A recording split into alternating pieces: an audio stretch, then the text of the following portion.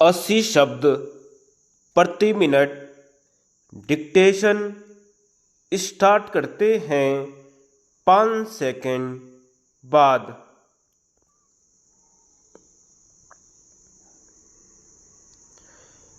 Speaker महोदय, वर्तमान राजनीतिक परिस्थिति ने प्रत्येक राजनीतिक दल के अंदर प्रमुख राजनीतिक विषयों पर पुनर्विचार के क्रम की शुरुआत की है। कांग्रेस में विभाजन के फलस्वरूप हमारे दल का बहुमत कम हुआ। यद्यपि हमें संसद का विश्वास लगातार प्राप्त रहा।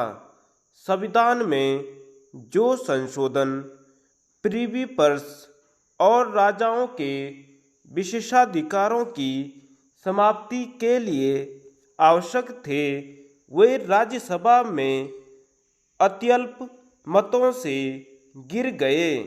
नरेशों को आगे मान्यता न देने के राष्ट्रपति के आदेश को उच्चतम न्यायालय ने असंवैधानिक करार दे दिया।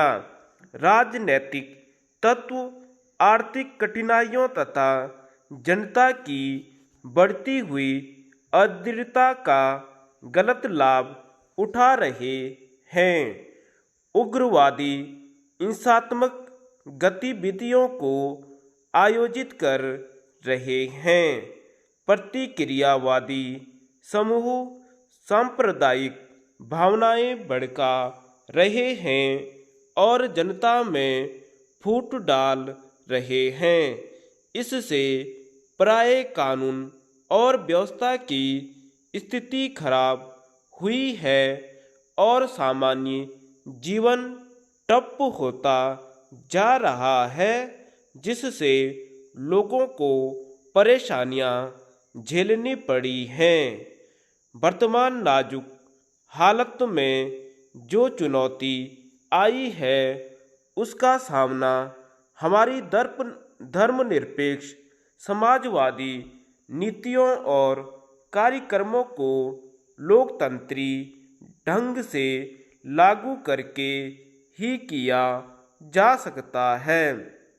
समय हमारा इंतजार नहीं करेगा।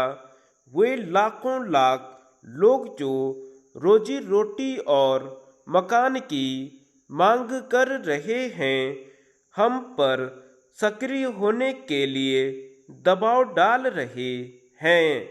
लोकतंत्र के अंतर्गत शक्ति जनता में निहित होती है। इसीलिए हमने निर्णय किया कि हम जनता के बीच जाएं और उनसे नई स्वीकृति देने के लिए कहें।